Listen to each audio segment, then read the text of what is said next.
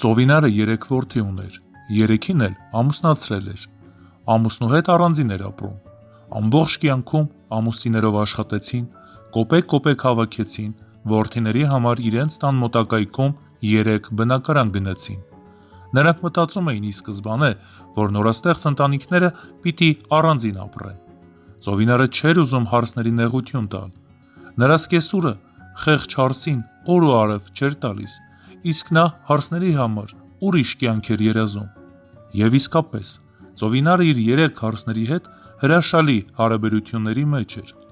նրանք կարծես 4 ընկերուհի լինեին,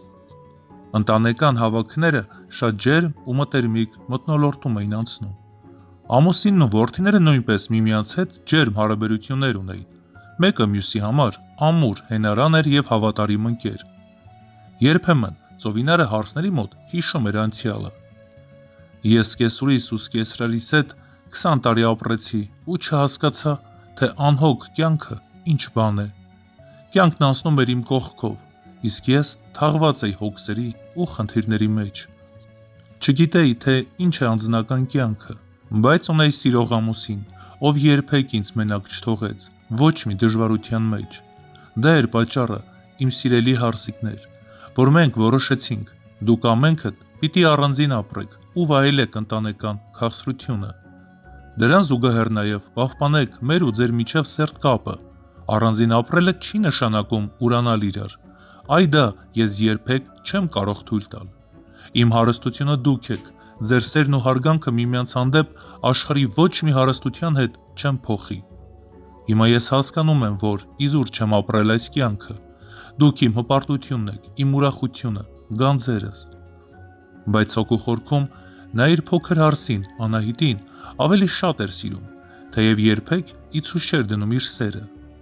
Անահիտն իսկապես հրաշալի հարս էր,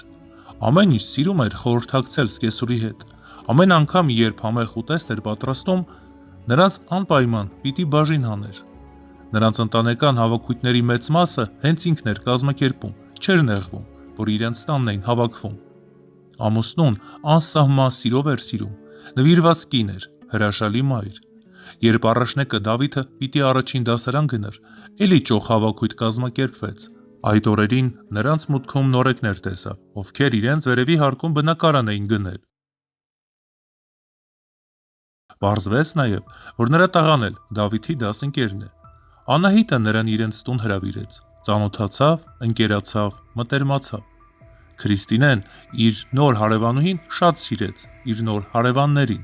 ամուսինը արտերկրում էր աշխատում, ամեն ամիս գումար էր ուղարկում, ոչ մի բանի կարիք չուներ, նրանք միասին երեխաներին դպրոց էին տանում, միասին սուրճ էին խմում, հաճախ նաև միասին խանութ էին գնում, Արմենը, Անահիտի ամուսինը, երբ աշխատանքից տուն էր գալիս, հարևանուհին իրենց տան էր լինում, շատ հաճախ նաև միասին ընթրում էին, ժամերով զրուցում, երբ Քրիստինեն ասում էր, որ իրենց տանը ինչ-որ անսարք բան կա, օրինակ ծորակը չի աշխատում, Անահիտը խնդրում էր, որ ամուսինը բարձրանա իրենց տուն, նորոգի այն, նրանց մտերմության մասին արդեն բոլորը գիտեին, երբեմն սկեսուրի տունն էլ էին միասին գնում սրճելու, ժամանակի ընթացքում սակայն Անահիտը նկատել էր, որ Քրիստինեն Արմենի հետ իրեն շատ ազատ է պահում, ինչը ընդունելի չէր իր համար, սակայն անհարմար էր զգում դրա մասին բարձրաձայնել, բայց նրանց չափից ավել մտերմությունը նկատելով սիրտը վախ ընկավ, սկսել էր խուսափել հաճախակի հանդիպումներից, ամեն անգամ մի պատրվակ էր հորինում, Քրիստինեին իրենց տուն չկանչելու համար, Արմենի պահվածքում ոչ մի տարօրինակ բան չէր նկատվել, դա փոքր ինչ մեղմացնում էր նրա վախը, մի անգամ երեկոյան, երբ Արմենը աշխատանքից տուն եկավ, ընթրեց, հետո խնդրեց կնոջը, որ սուրճը հյուրասենյակ բերի, համակարգչով խաղ էր խաղում, երեխաները տատիկի տուն են գնացել այնտեղ գիշերելու համար, թոռնիկները հաճախ էին այդպես անում, երբ առջևում շաբաթ կիրակի էր, Անահիտը խոհանոցում ափսեներն էր լվանում, երբ ներքևի հարևանների տանից բղավոցներ լսվեցին, մինչև Անահիտն ու Արմենը փորձում էին հասկանալ, թե ինչ է կատարվում, հարևանը իրենց տուն եկավ, Արմեն ջան, հայրս լավ չէ, շտապ օգնություններ ուշանում է, խնդրում եմ, արի քո մեքենայով նրան հիվանդանոց տանենք, Արմենն իսկույն դուրս վազեց, անգամ առանց կոշիկները հագնելու, Անահիտը պատուհանից տեսավ, որ ծերուկին մի կերպ մեքենայում նստեցրին ու գնացին։ Անհանգիստ էր, այս ու այն կողմ էր գնում, գիշերվա 12-ն էր արդեն։ Երբ հյուրասենյակ մտավ, տեսավ, որ ամուսինը համակարգիչը չի անջատել, մոտեցավ, որ անջատի։ Մի մեծ նամակագրություն տեսավ Քրիստինեի հետ ու ակամայից սկսեց կարդալ։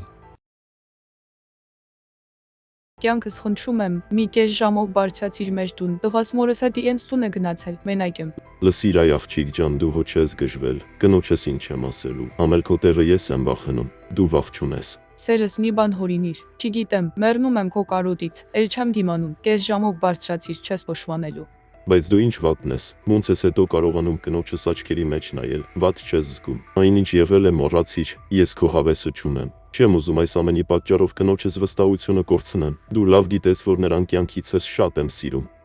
Դե զզված չի իրելի, քո հետ ամենած կնոջը ոչ մի վատ բան չի լինի։ Ես չեմ պատրաստվում քո հետ ամուսնանալ, կամ տունդ քանդել, քո օվկիանոսից 2 կաթիլ ամեն անգամ, որ բաժին հանես, ջուրը չի ցամաքի։ Ամբողջ մարմնով ցնցվում էր Անահիտը, ուզում էր գոռալ, բայց երկու ձեռքով փակել էր բերանը ու լաց էր լինում։ Հետո զանգեց սկեսուրին, խնդրեց, որ իրենց տուն գա։ Խեղճ կինը վախից չորացավ, մինչև իրենց տուն հասավ։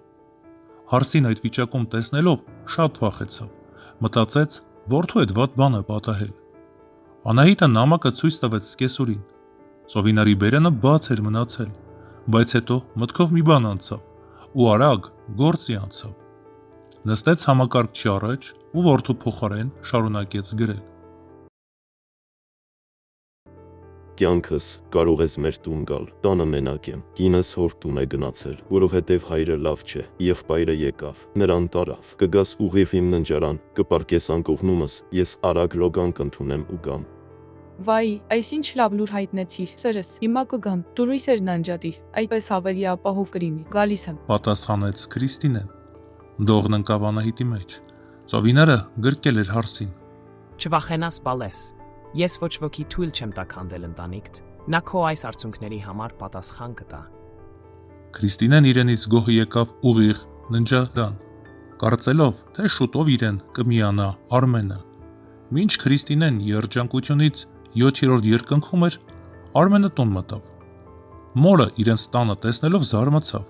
իսկ մայրը որդուն իրենց ննջարան տարավ, որտեղ իրեն սպասում էր իր սիրուհին։ Արմենը Քրիստինեին իր անկողնում մերկ տեսնելով բղավեց. Դու այստեղ, ինչ գործ ունես։ Մայրն իրենից գոհ հայտնեց, որ ինքն է հրավիրել ու պատմեց, թե ինչպես։ Արմենը վախից շորացել էր ու հանկարծ հայացքն ընկավ կնոջ վրա, որ քիչ հեռվում կանգնած հեկեկում էր։ Գնաց գրկեց կնոջը։ Կներես ինձ, իմ կյանքը առանց քեզ ոչ մի գրոշի արժեք չունի, արածս հիմարություն է, չեմ ուզում դրա պատճառով քայքայեմ ընտանիքս, ներիր ինձ, աղաչում եմ։ Քրիստինեն, որ դեռ ուշքի չէր գալիս կատարվածից, մի կերպ վեր կացավ անկողնուց, գլուխն ամոթից վեր չէր բարձրացնում։ Ծովինարը նրան մի լավ ապտակ հասցրեց։ Ես չգիտեմ, դու կին ես թե հրեշ, ոնց կարող ես ներս ու դուրս անել իմ երեխու տունը, նրանց հետ հաց կիսել, որ վերջում էլ հարևանից ծոցը մտնես, ես կյանքում քո պես զզվելի արարածի չեմ հանդիպել։ Անբարոյականի մեկը, ուրեմն ամուսինդ այնտեղ գումար է վաստակում, որ դու այստեղ զվարճանաս ուրիշի ամուսնու հետ։ Սիրտդ տղամարդ էր ուզում, հեռու գնայիր, բոլորի աչքից հեռու, ինչ ուզում էիր, անեիր։ Մի պահ մտածել ես, թե ինչ կզգար Անահիտը, երբ իմանար ձեր կապի մասին։ Եթե դու լինեիր նրա փոխարեն, երևի արդեն կտոր արած կլինեիր, իսկ նա դեռ մի բառ չի ասել։ Ես քո կյանքին չեմ խառնվում, ինչ ուզում ես, արա, բայց չհամարձակվես ես կողմերում երևալ։ Ես վաղը հայտարարություն կգրեմ, տուն կվաճառես, ու ոչ միայն այս շենքից, այլև մեր քաղաքից կանհետանաս։ Թե չէ այն ինչ նկարել եմ հեռախոսով ցույց կտամ բոլորին, բայց առաջինը, ամուսնուդ, դու ընդամենը մեկ հնարավորություն ունես քավելու մեղդ։ Թողանից վեն այն կանայք, որոնք ընդունակ են խլել ուրիշների ամուսիններին, քանդել ընտանիքներ։ Տեսնես ինչ պատասխան են տալու այն կանանց ու երեխաներին, որոնք տարապում են, ու նրանց կյանքը խորտակվում է, ինչ երեսով են երկինք նայելու։ Իրեն հարգող յուրաքանչյուր տղամարդ, ով իրեն սխալմամբ նման բան է թույլ տվել։ Ահա այսպես պիտի կնոջ ոտքերն ընկնի, ներում հայցի։ Եթե այսպիսի արարքից հետո կինը ներում է դավաճան ամուսնուն, ուրեմն հերոս է նա։ Ով պատրաստ է այս ցավը կուլ տալ հանուն իր ընտանիքի, ուրեմն նրա սիրտը ոսկուց էլ թանկ է։ Ծովինարը հասավ նրան, որ Քրիստինեն այդ շենքից ու քաղաքից գնաց։ Իսկ Արմենը օրերով փորձում էր կնոջ սիրտը շահել, մեղքի զգացումն իրեն հանգիստ չէր տալիս։ Այս պատմության մասին այդպես էլ ոչ ոք չիմացավ, միայն Արմենը, Անահիտն ու Ծովինարը։ Տարիներ անց, երբ հիշում էին այս դեպքի մասին, Անահիտը սկեսրոջը հարցնում է. Մամ, դու իսկապես այդ ամենը հեռախոսով նկարել էիր։ Ինչ նկարել այ բալա։ Այդ պահին ձեռքեր սպարկությունից դողում էին, բայց լավ է որ հավատաց։